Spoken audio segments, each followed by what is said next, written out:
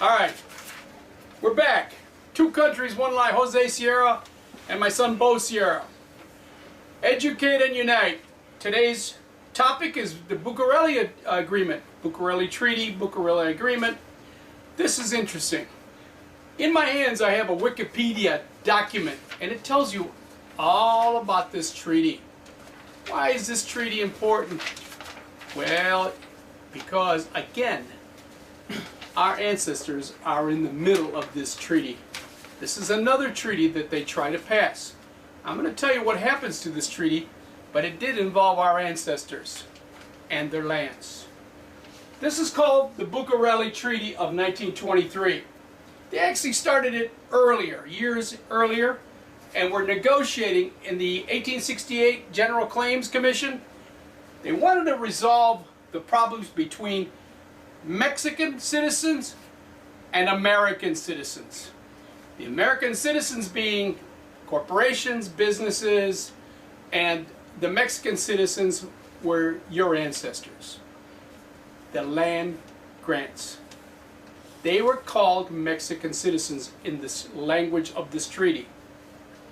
The reason this is important is because all this culminated from a 1910 revolution in Mexico. Because Pancho Villa and Emiliano Zapata were fighting tooth and nail and coming across the border, and they weren't being too neighborly to the Anglos across the border. The problem is, the United States was furious that Mexico couldn't contain their rebels, and that their rebels were doing damage and costing their business people of U.S. citizenship, ranchers, farmers, businessmen. They were losing money because of the revolution in Mexico and the rebels. But here, let's go on now. This is called the Bucha Treaty of 1923, but it actually it was stemmed from a thing called the Bucha Agreement, and it was created by a man named Calvo. Gustav Calvo, I think is his name, from Argentina. He was a justice down there, and he came up with this solution to create a treaty that would empower little countries when they were against big countries, to level the playing field in those days, to make it more equitable and fair for the little country up against a powerful big country.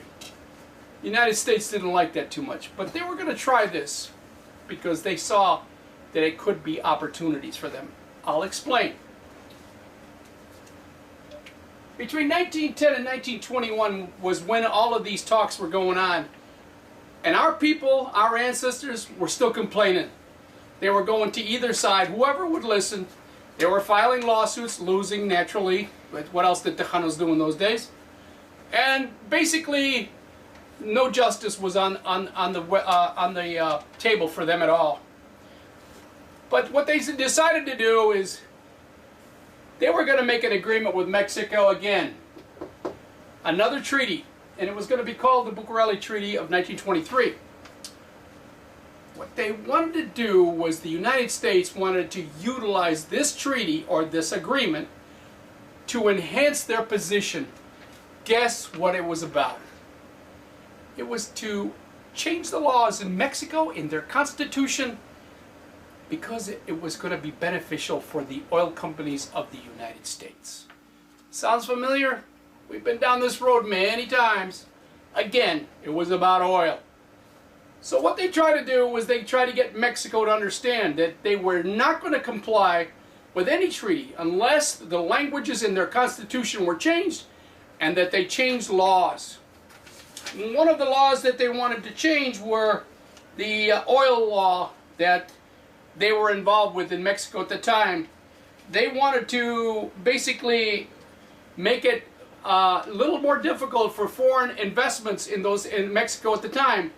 That president who was involved with this was a gentleman named Álvaro Obregón. He was the president of Mexico in that time. Obregón didn't last too long. He was replaced by another president. They were changing presidents every 2 years, but a lot of them got assassinated and everything. But the president of the United States was Warren G. Harding, and he saw an opportunity in this treaty. So what they said is, let's resolve what you did to our people in the United States, and we're going to take care of those Mexican nationals that lost their lands in Texas. Sounds familiar. Yeah, we've been down this road. So what happened is the Bucha Treaty was an opening of a door for Harding. He wanted to benefit with this deal and just, token lip service for our ancestors. But Mexico wanted the United States to make a treaty because they wanted to solidify their authentic need to become a player in the new world of business. And they needed the United States interest. They needed money, capital from the United States. And the oil companies were already starting to make their move. But Mexico needed the United States to be friendly to them. But the problem is, the United States didn't care about being friendly. This was about winning for the United States. So this treaty took on a different light. This treaty was to change the Constitution. Believe it or not, the United States of America tried to change the Constitution of a foreign government to benefit oil companies and to help the businesses of the United States. Wow, think about it. If they did that today, CNN would be all over the place, man. It'd be lit up. The problem is, Harding knew that if he didn't get this deal, he wasn't going to play ball with anybody. Unfortunately for Obregon, he didn't really hang around long enough. And this guy, President of Mexico, was named Calles. At that time, the president changed in 1924. That was Coolidge, Calvin Coolidge. They were the ones that inherited this mess that turned out to be no treaty. Because after they were done, the United States and Mexico, neither country ratified it, and it never got passed. But your ancestors were in that meeting. The meeting that took place was to, again, benefit the United States, oil companies. And the people that were going to lose again? Yeah, that's right, you got it. Your relatives and mine. Because that's the way it was. That was hardball. So this Bucha Treaty, a lot of people talk about this. I was challenged in New Mexico about this treaty by a professor. And we got into a debate on this issue. And he thought the Bucha Treaty was agreed upon. And I corrected him. I told him no, that the Bucha Treaty was never ratified. And it's in Wikipedia if you want to check it out. You can go type it in, Bucha, and you'll find it. You can read all about it. You can really find out all the dirt and the scuzzball stuff they were trying to do. The United States and Mexico, by the way, they were using our people. They were using our ancestors as pawns, Mexican citizens. But they were U.S. citizens. We've gone through this many, many times.